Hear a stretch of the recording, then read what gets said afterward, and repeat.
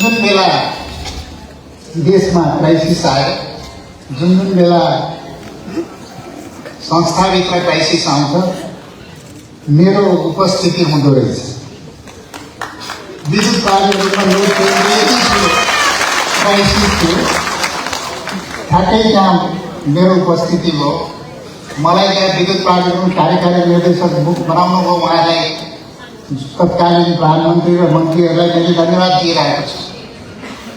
त्योभन्दा अगाडि सिलेगा hydro power कम्पनीमा ठुलो क्राइसिस थियो। म गएँ, मैले त्यहाँको क्राइसिसलाई समाधान गरेर एउटा रसवाली जनता, नेपाली जनतालाई हाइड्रो पावरको सेयर दिनुपर्छ, रसवाली जनता, स्थानीय जनतालाई विकास निर्माणमा संलग्न गर्नुपर्छ। इन्क्लुसिभ ग्रोथ भनेको त्यही हो, नमुना त्यही हो भनेर त्यहाँका स्थानीय जनता केन्द्रित भएर काम गरे। त्यहाँबाट पनि मलाई निकालियो। निकालेपछि 1 महिनाको आन्दोलन भयो। त्यहाँ आन्दोलन निकाल्न साथ मलाई विद्युत प्राधिकरणमा 1.5 वर्षपछि कार्यकारी भूमिकामा आएँ। त्यहाँ लोड सेडिङ अन्त्य गर्ने मौका पाएँ। यो मौका तपाईँले सुनिराख्नु भएको छ।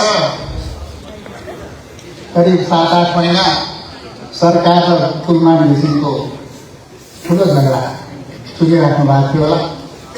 4 महिना बाँकी हुँदाखेरि म बाहिरिनु पऱ्यो, मलाई निकालियो।